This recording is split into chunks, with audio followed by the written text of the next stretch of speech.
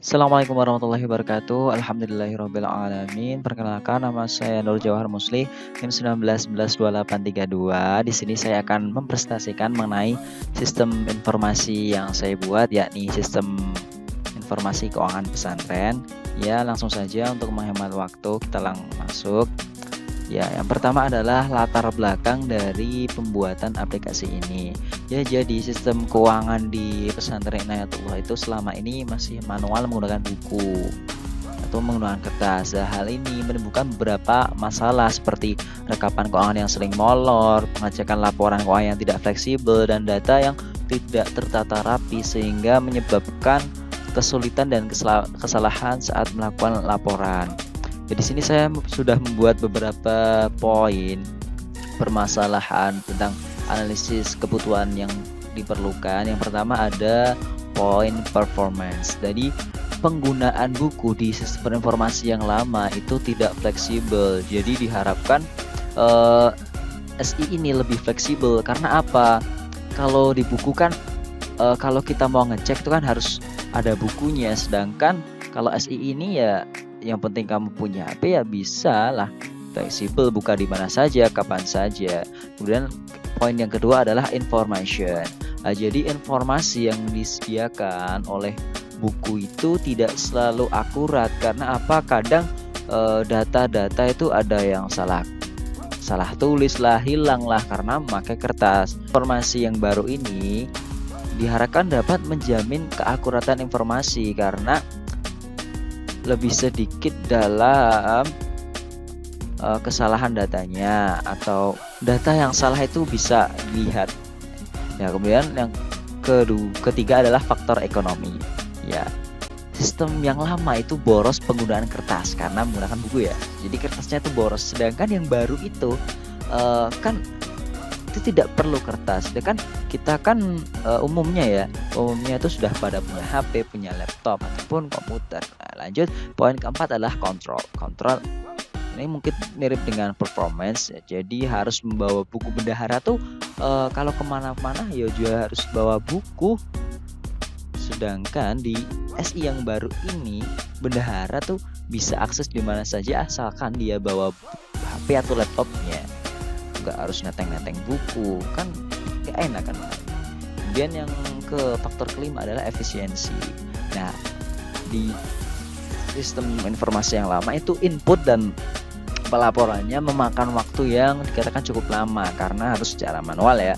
Nah, kalau di SI yang baru ini sudah otomatis membuat statistik laporan ya, jadi kan sudah ada perhitungan matematis yang dimudahkan oleh sistem komputer. Nah, lanjut poin yang terakhir adalah service. Nah, jika di SI yang lama kalau kamu itu mau berurusan dengan hal transaksi, kamu tuh harus bertemu langsung dengan bendahara. Nah, di SI yang baru ini kamu tidak harus langsung ketemu dengan bendahara karena kamu tinggal buka HP, buka webnya, ya langsung tinggal input aja pembayaran apa, kayak misal transaksi atau SPP.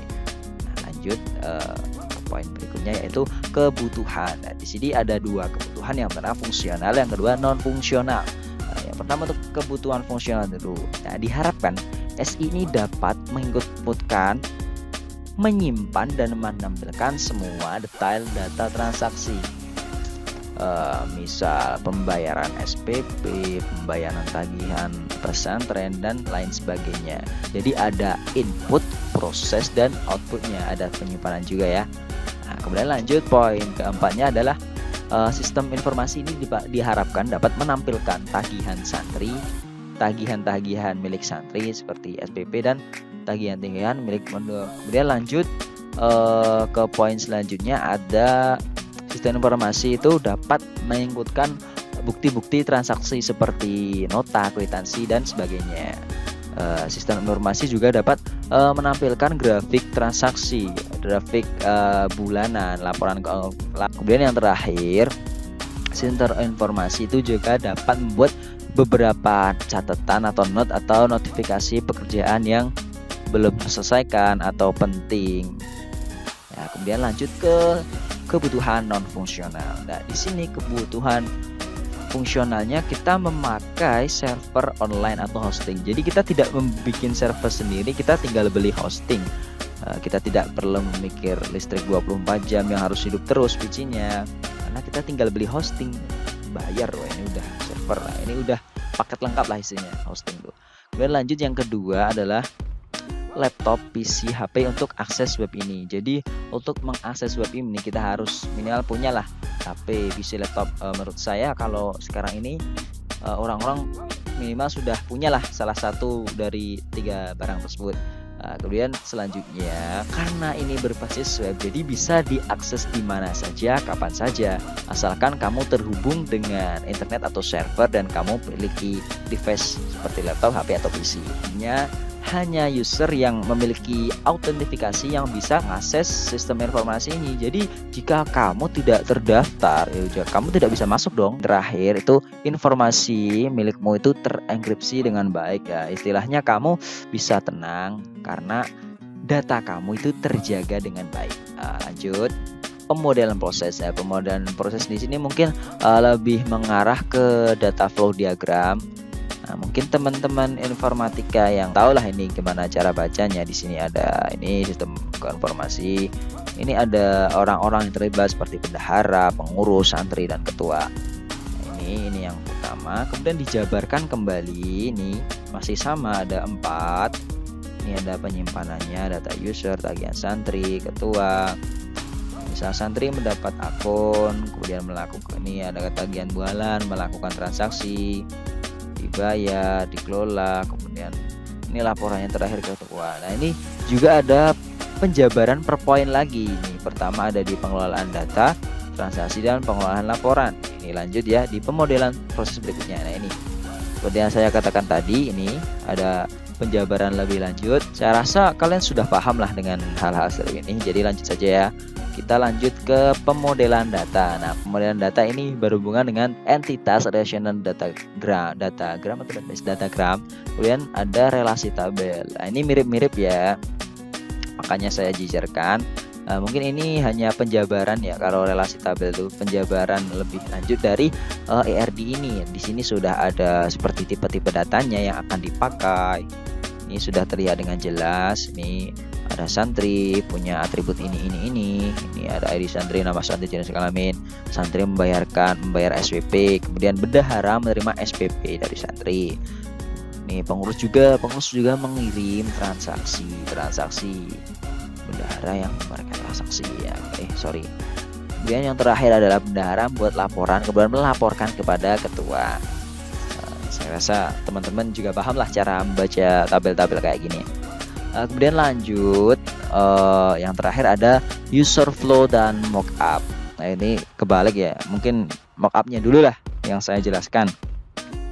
Ini kita skip dulu ya, langsung ya. Yang pertama, semua user baik santri, bendahara, pengurus maupun ketua itu harus login terlebih dahulu untuk membedakan tampilan apa yang akan mereka lihat.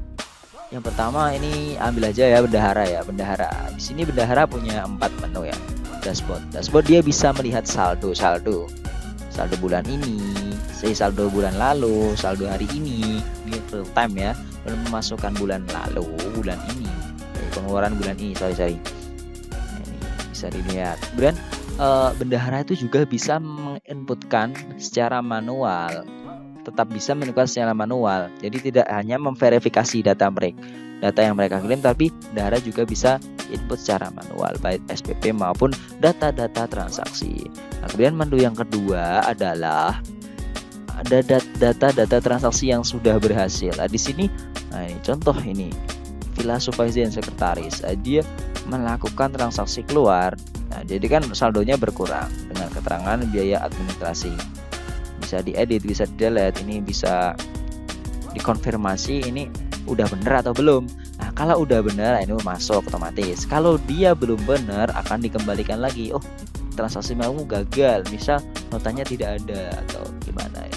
Kemudian lanjut ke data santri. Ada data santri di sini berhubungan dengan pembayaran syariah atau SPP. Nah, di sini ada misal Ilham Syazudin, dia tuh nunggak 2 bulan. Keterangannya kurang berapa? Kurang 500.000, dia kamar apa? Nanti ini bisa suatu saat Ilham Syamsuddin bayar tuh. Ini bendahara itu tinggal verifikasi aja, wah ini datanya sudah valid lah, uangnya sudah masuk, udah ada bukti transfer. Nah, ini kemudian bundel-bundel ini diklik, oke lah itu, jadi transaksi dia berhasil. Kemudian yang terakhir, bendahara punya menu statistika. Nah, di sini mungkin mirip yang di dashboard tadi ya, ini ini salah, ini harusnya statistika ya, ini sama, ini masih sama yang tadi. Kemudian ini ada grafik dari bulan lalu dan bulan lalu, ini yang putih, dan bulan ini, jadi bisa dibikin perbandingan. Ini grafisnya tuh gimana sih? Nah, ini juga ada data siapa yang sudah membayar SPP secara lunas, siapa aja santri-santri yang nunggak, kemudian rata-rata pemasukan bulan ini berapa, rata-rata pengeluaran bulan ini berapa, dan persentase pembayaran atau santri yang belum membayar dan sudah membayar. Di sini juga kita bisa, bendahara juga bisa membuat beberapa catatan. Seperti ini yang urgent, belum bayar wifi, atau yang baru nih, baru saja dibuat pencairan dana, dan kita bisa kasih checklist atau menghapusnya yang di foto rekapan harian. Kemudian yang terakhir, ini juga ada notifikasi. Ini ada beberapa SPP yang belum diverifikasi. Ini misal ada 16, atau transaksi yang belum diverifikasi ada 2. Ini tinggal klik, nanti muncul, wah ini sudah sesuai atau belum, tinggal klik diterima atau tidak. Kemudian tagihan yang belum dibayar nih ada juga. Dan lanjut, misal yang login tuh santri. Nah, santri itu cuma punya 2 ya, dashboard sama data diri. Nah, di dashboard dia bisa melihat, tagihanku berapa bulan sih, atau jika ada tunggakan lain, ini jumlah tagihannya di sini bisa dilihat. Nah, kalau berhubungan dengan SPP ya, dia input lewat sini nih. Nah, itu tinggal upload bukti transfer, misal transfer lewat apa, with OVO atau bank. Nah, ini yang penting ada bukti transfer, sama juga input data transaksi. Ini masih sama ya. Kemudian lanjut juga ke pengurus. Nah, pengurus ini mirip-mirip lah, tapi bedanya dia bisa mengajukan dana untuk keperluan acara event, misal Idul Adha, Idul Fitri, atau hari Maulid Nabi. Ini dia bisa melakukan pengajuan dana kepada bendahara. Ini tinggal kamu upload proposal, nanti diterima nggak, uangnya ada nggak. Kalau diterima ya udah, dapat uang dong. Kemudian info data transaksi, misal dia membayarkan tagihan pesantren, nah ini tinggal nanti dikirim ke bendahara. Lanjut yang terakhir ada ketua. Nah, ketua ini bisa melihat statistika dari dari laporan keuangan yang tadi bisa dilihat oleh bendahara, tapi ketua itu tidak bisa melihat detail dari transaksi-transaksi, ada yang bisa cuma bendahara. Nah, kemudian kembali lagi tadi ke user flow ya, lebih tepatnya, atau apa sih. Nah, ini alur-alur. Yang pertama itu ini bendahara mengeluarkan laporan tagihan yang bisa dilihat oleh santri ya. Ini santri melihat, dan dia bisa melakukan 2 pembayaran. Dia membayar langsung ke bendahara, atau dia input dengan mengupload bukti transaksi. Jika diterima, ini nanti akan pembayaran berhasil. Jika ditolak, ini pembayaran gagal dan kembali ke melihat. Nah, kemudian lanjut di sini pengurus melakukan pengajuan dana, diverifikasi oleh bendahara. Jika diterima, ya ini pengajuan diterima. Tapi kalau ditolak, ini kembali ke pengajuan dana. Kemudian lanjut ke pembayaran tagihan. Ini pengurus tinggal upload bukti. Jika tidak diterima, ini transaksi ditolak, suruh ngupload ulang buktinya, misal tidak valid sih ya. Dan ini kalau diterima, ini transaksi diterima. Nah, kemudian kalau setelah dari transaksi banyak, baik dari santri, pengurus maupun yang lain, ini semua direkap, kemudian dibuat laporan, kemudian akan diserahkan kepada ketua. Nah, mungkin itu saja penjelasan dari saya. Mohon maaf bila malah membingungkan. Sekian aja dari saya, mohon maaf. Wassalamualaikum warahmatullahi wabarakatuh. Terima kasih.